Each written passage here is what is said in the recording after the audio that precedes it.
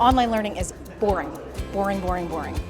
It is rote and transactional and bland. And it shouldn't be that way. It should be sexy and provocative, episodic, and sticky, meaning that students should want to come back every single week to learn more about what's happening. And so today we had a discussion at South by Southwest about how we do that with our creative partners.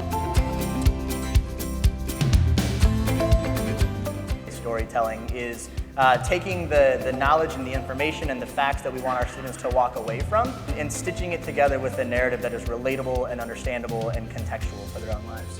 What we need are learners and content that inspires learners to be curious, to leave their online learning experience, and to think about marketing in the context of grocery shopping the next day. And so having like tasks and content that encourages you to live and to do and to think even outside of the confines of the course content itself are ways that we can begin to sort of think about a learner experience that is broader than the content and the questions just embedded within the formal course content itself. Within all of the storytelling, one has to remember that you must have those concepts and that ability to encourage the student to have knowledge transfer. They can't just have a story be told and be really captivated on it, but then they need to be able to actually apply what that means to whatever it is that they're studying.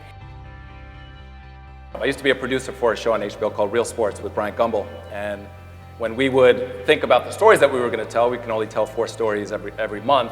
What's the story that's going to resonate with our audience? What's the story of your course? And how do you plot it out so that you're bringing your student on a journey? You have to meet students where they are, but what's the end point? And I'll give you an example of a huge cultural phenomenon now, which is Hamilton on Broadway. How many more students, how many more people are interested in the life of Alexander Hamilton than they were before? A gazillion. Why? Because he used rap and rhyme and great storytelling and a musical format, and now people are picking up that book that weren't picking up before. So, what's your version of that?